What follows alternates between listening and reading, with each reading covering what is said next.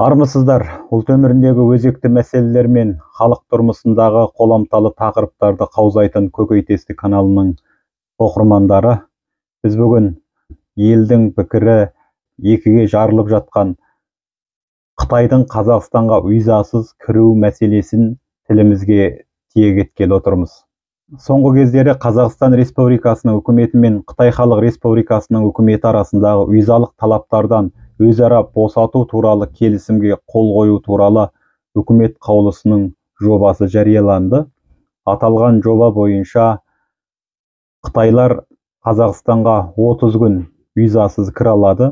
Әрине Қазақстан азаматтары да жеке сапармен, туристік сапармен және ем қабылдау тұрғысынан Қытайға 30 күндік визасыз баруына мүмкіндік жасалды деп жатыр.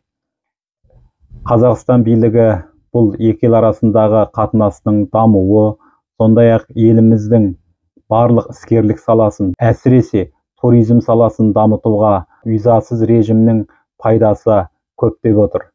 Дегенмен билік халықты осылай сендіргісі келгенімен, алайда бұл мәселеге келгенде халықтың пікірі екіге жарылып тұр. Бір жағы визасыз келу екі елдің азаматтарына да қолайлы. Қытайдан бізге көптеген туристер келсе, еліміздің туризм саласы дамиды, сондай-ақ сауда саттығымыздың өркендеуіне де септігі тиеді десе, ал халықтың басым көп бөлігі Қытайдың Қазақстанға визасыз кіруіне қарсы.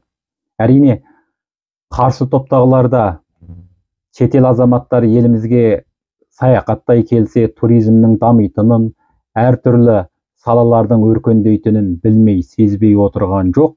Алайда бұл азаматтардың да айтып отырған пікірлері өте орынды. Өйткені біздің жеріміз кең болғанымен, біздің елімізде небәрі 20 миллионға жетпейтін халық бар. Ал Қытайда 1 миллиард 400 миллион халық бар екенін ескерсек, оның үстіне бүкіл дүние жүзінде Қытай Халық Республикасының азаматтары өріп жүргенін, сонау Африка сияқты мемлекеттердің қазірдің өзінде Қытайдың ықпалын еніп, Қытай азаматтары ең көп барған өңірге айналғандығын, керек десеңіз, мынау Сингапурдың екінші Қытай елін айланып кеткенін алға тарта отырып, Қытайлардың визасыз кіруі біздің елге қауіп емес пе деген мәселені қаузап жатыр. Әрине, кешеден бері әлеуметтік желіде талқыланған бұл тақырыптар аясында әртүрлі мәселелер айтылып жатыр. Соның ішінде кейбір азаматтар Қытай азаматтарының Қазақстанға визасыз келуінің 10 түрлі қаупында атап көрсетіпті. Оларды қысқаша айтар болсақ, Қытай азаматтары Қазақстанға көптеп келетін болса, біздің еліміздегі зауыттар, өндіріс орындарының көбі Қытайлардың қолына өтіп, болашақта қазақтың азаматтары, Қазақстанның азаматтары Қытайлардың қолына айланады. Сондай-ақ Қытай азаматтары көп келсе, Қазақстанның кен байлықтарын, жер қойнауындағы байлықтарды ашу арқылы Қазақстанның экологиясына да үлкен қатер төндіреді. Сондай-ақ ұзақ жыл бойы бір бала туу саясатын атқарған Қытайдың сұр бойдағы жігіттері Қазақстанға келіп, Қазақстанның қыздарымен үйленіп, болашақта Қытай жиендеріміз қаптап кетуі мүмкін деген күдікті де алға тартып жатыр. Қытайлардың көптеп келуі болашақта Қазақстандағы жас түлектердің, яғни енді ғана 11 класс бітірген оқушылардың Қытайға қарай ағылып, Қытай тегін оқытамыз деген сылтаулар арқылы қазақ жастарын Қытай тіліне баулып, осы арқылы Қытайға болған махаббатын оятып, халықтың Қытайға болған қарсыны сайын осы арқылы басуға тырысады деген мүмкіндікті де айтып жатыр. Сондай-ақ Қытай азаматтарының көптеп келуі Қазақстанның мемлекеттік қауіпсіздігіне де қатер төндіруі мүмкін деген мәселені алға тартып жатқандар да бар. Әрине, визасыз режиммен келу деген Қытай азаматтарының бір жолда келіп Қазақстаннан кетпей қоюы деген сөз емес. Мұны барлық Қазақстан азаматтары түсініп біліп отыр. Бірақ қазақстандықтардың қауіптеніп, аса алаңдап отырған мәселесі жемқорлық жайлаған біздің елде. Сол визасыз режиммен келген Қытайлардың әртүрлі тәсілдермен, әсіресе пара беру арқылы ақшаны кеңірдектетіп отырып, Қазақстанда қалып, Қазақстанның азаматтығын әртүрлі тәсілдермен алып, осы арадағы Қытайдың санын көбейтуінен алаңдап отыр.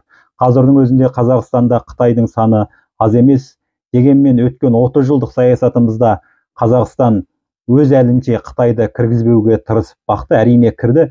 Дегенмен сол кездерде Қытайдың сайттарында Қазақстан виза алу ең қиын мемлекеттердің алдыңғы қатарында тұрғаны рас.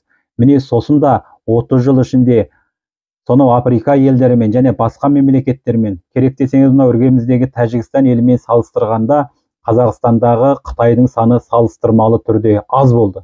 Ал енді мынау визасыз режимнің бірден атқарыла салуы бұл болашақта біздің елде Қытайдың көбейіп кетуіне, сондай-ақ еліміздің қауіпсіздігіне қатер төндіре ме деген мәселенің түбі көрсетуде орынды.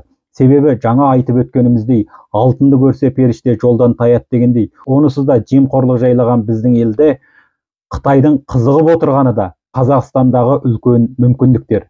Себебі біздің елдің жерасты байлығы мол, екіншіден жері кең, үшіншіден халқы аз. Қытай халқы үшін алғанда әртүрлі кәсіп көзін ашуға, басқа жұмыстарды бастауға, сондай-ақ үлкен кәсіпорындар салып, өз өндірісін дамытуға мүмкіндік бар. Оның үстіне біздің қазір Қазақстан үкіметі шетелден қаржы қосушыларға айрықша ынта танытып, оларға барлық мүмкіндіктерді жасаймыз деп отыр. Ал сондай тәсілмен, сондай мақсатпен келген қытайлардың бүгін визасыз режиммен келіп Қазақстанды көріп, ертең виза ашып келіп, болашақта ақшаны беріп отырып Қазақстанның азаматтығын алса, немесе осы Қазақстаннан үлкен заводтар құрып, Қазақстаннан маңызды жұмыстар істеп, кез келген қазақтың бір қызымен үйленіп, бала таптырса, осы арқылы іргесін қымтап, етегін бекемдеп алса, болашақта бізге қатер төндірмей ме деген қауіптің түбі көрсеткені бізде де орынды. Өйткені қазірдің өзінде Қазақстанда жүрген қытайлар айылын жимайтын дәрежеге келді.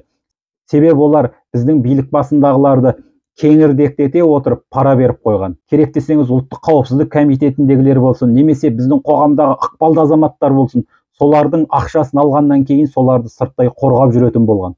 Қазір көшеде жүрген кез келген Қытай анау-мынау қазағының сөзін жүре тыңдайтын деңгейге келіп болды.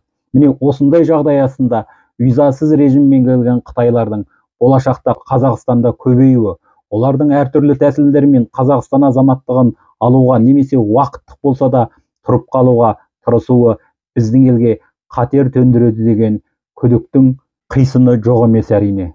Өйткені жаңа айтып өткеніміздей, біздің елдің саясаты, заңы, заң атқаруы, шекаралық бақылауы, жемқорлық жағдай астында халыққа әлдеқашан сенімсіздік жағдайға келіп болған. Егер біздің елдің заңы бекем болса, біздің елдің билік басындағылар заңды қатаң атқаратын болса, біздің шекарашыларымыз мемлекеттің мүддесін өзінің құлқынынан, өзінің мүддесінен, өзінің қызметінен артық қоятын болса, сондай-ақ біздің әрбір азаматымыз Қазақстанның бүгінін емес, өзінің бүгінгі қалтасын емес, Қазақстанның болашағын ойлайтын болса, онда алаңдауға негіз жоқ еді. Алайда біздің елде кез келген азаматты ақшамен паралап сатып алуға мүмкіндік бар. Ал олар сезіліп қалған жағдайда өлтіре отырып жазалау жағынан біз әлсіздік танытамыз. Керек десеңіз, отанына сатқындық жасаған, кеше неше жүз адамның қанды қасап қырғын қылынып кетуіне себеп болған анау Мәсімов сияқты басшылардың небәрі 18 жылға сотталуы, оның сот залына ештеңеден тайсалмай шалқайып тұруының өзі біздің елдегі заңның қандай екенін көрсеткен сияқты. Егер басқа елде болса, тап іргеміздегі Қытайда болатын болса, билік басындағылар дәл сондай билікке опасыздық жасайтын болса, сот залына оны желкесінен басып, аяғына кісен, қолына көзірді салып отырып, итеріп әкеп келетін еді. Ал бізде ондай заң қатал емес. Керісінше 18 жылға сотталған сол шенеуніктер болашақта ауырдым немесе басқа сылтаулармен адамгершілік тұрғысынан уағынан бұрын, мерзімінен бұрын босап шығуы мүмкін.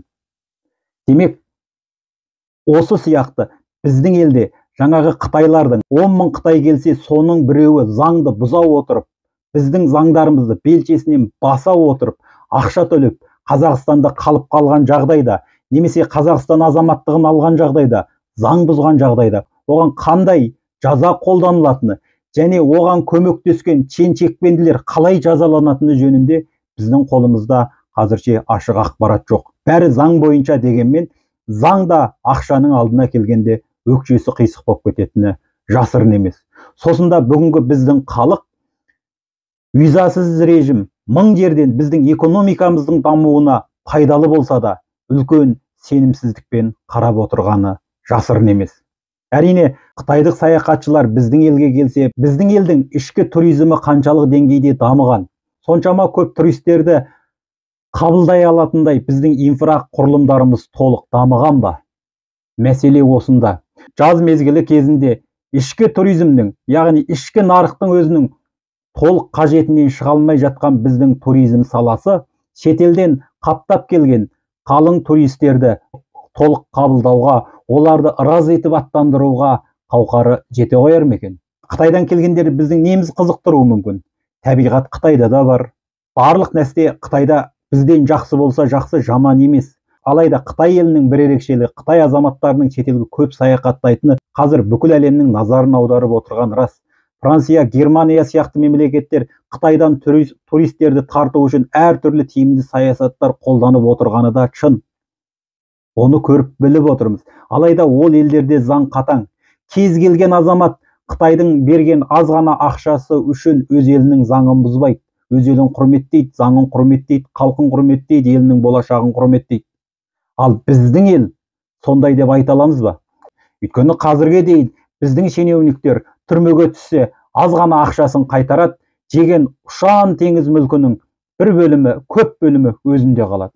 Демек, бір өмір, өз өміріңді итшілеп өткізіп, қиналғанша келістіріп отырып пара жеп, бір қанша жыл түрмеге отырып, оның біразын үкіметке қайтарып, қалғанымен рахат тұрмыс кешірсең, оның несі жаман? Демек, біздің билік жүйесіндегі, заң атқару жүйесіндегі әлсіздіктер халықтың алаңдауына негіз болып отыр. Бұл жерде халықты кінәлауға, халықтың Қытайдың визасыз келуіне қарсы болып отыруына ешқашан кінәартуға келмейді. Сондықтан бұл мәселеге келгенде билік әлі де ойлану керек. Жалпы біз визасыз режиммен шетел азаматтарын қабылдауға қаншалық дайынбыз деген мәселені әлі де ой елегіне салып, салмақтап көрген жөн. Әсіресе мынау іргеміздегі өз еліне сыймай, халқы шетелге қарай құмырсқадай қаптап бара жатқан Қытай елінің азаматтарын біздің елге визасыз кіргізудің қаншалық тиімділігі бар деген мәселені де бүгінгі күннің тұрғысынан емес, бүгінгі экономикалық мүдденің тұрғысынан емес, ұзақ болашақтық ұлттық қауіпсіздік мәселесінен ойласқан дұрыс. Әрине, биліктің айтып отырған уәждеріне келсек, 30 күн визасыз режим енгізілсе, біздің азаматтарда Қытайға бара алады, сауда саттығын жасай алады. Сондай-ақ Қытайда отырған қандастарымызда 30 күндік визасыз режиммен келе алады. Бұл біздің қазақтар үшін де тиімді дейді. Әрине, оның екі жағы да бар. Егер қытайлар келетін болса, болашақта олар тауарды вагондап әкеліп біздің жердегі саудагерлерді банкрот қылуы мүмкін. Оның үстіне ондай қалталы азаматтарды бүкіл елге ықпал ететін, болашақта Қытайдың мүддесі үшін жұмыс істейтін азаматтарды Қытай өкіметі жасырын қолдайтынын да жоққа шығара алмайсыз. Ал Қытайдағы қазақтар визасыз режиммен Қазақстанға келеді, туысымен қауышады дегенде бос әңгіме. Өйткені Қытайдағы қазақтардың барлығының паспортын Қытай билігі әлдеқашан жинап алған. Олар келем десе де оңайлықпен келе алмайды. Келу үшін 7-де 8 орынның мөрін қойғызып, қатысты орындардың керек десеңіз қауіпсіздік комитетінің мақұлдығын алғаннан кейін бәрі шекарадан келеді. Яғни 1000 Қытай келсе, соның ішінде 1-2 қазақ азаматы келуі мүмкін. Қытай қазір бір мемлекетті басып алайын, немесе екінші бір елге басып кірейін деп отырған жоқ. Бірақ Қытайда ондай пиғыл жоқ деп ешкім айта алмайды. Яғни Қытай жұмсақ тәсілмен және экономикалық сауда жағындағы соғыспен бүкіл әлемге ықпал еткелі отыр. Қазір Африка Қытайдың ықпалында, Азиядағы көптеген мемлекеттер Қытайдың тауарымен күн көріп отыр. Іргеміздегі Тәжікстан да қазір Қытайдың ықпалындағы ел. Қытаймен дос болып жүріп, қазірге дейін 2 мәрте Қытайға жерін кесіп беріп болды. Ал біздше, бізде ойланатын тақырып. Бізді қойғанда сонау алпауыт ақш елінің өзі қазір Қытайдан үлкен қауіп ойлап отыр. Жақында ақшта 10 неше жерде Қытайдың жасырын сақшы бөлімшелері бар екені анықталды. Яғни Бұл елге Қытайлар әртүрлі тәсілмен, саудамен, оқумен және басқа жолдармен ақш-қа барғаннан кейін арнаулы сауда ұйымдары деген атпен өтірік тіркеліп, жасырын сақшы полицияларын құрған. Олардың басты мақсаты Қытайға қарсы күштерді бақылау және оларды контролдау, сондай-ақ ұйғырлардың әрекетін бақылау, ақш елінің саясатына ішкі жақтан ықпал етуге тырысу болып отыр. Біздің елде қаншасы бар, ол жағы беймәлім. Шыны керек, қазір кез келген Қазақстанда сауда істегісі келетін Қытай, Қазақстанға қаржы қосқысы келетін Қытай, кез келген Қазақстанның бір шендісіне, шекпендісіне арқа сүйегісі келеді. Әсіресе қауіпсіздік саласындағы, немесе қауіпсіздік комитет саласындағы кейбір адамдарға ақша беріп қойып, өзін қорғауды басты назарға алады. Бұл жасырын емес, бүкіл халыққа белгілі жағдай. Сондықтан Қытай мен Қазақстан арасында визасыз режим енгізу мәселесі ұлт болып ойланатын, халық болып толғанатын мәселе. Ықыластарыңызға рахмет. Келесі кездескенше сау саламат болыңыздар. Еліміз аман, жұртымыз тыныш болсын.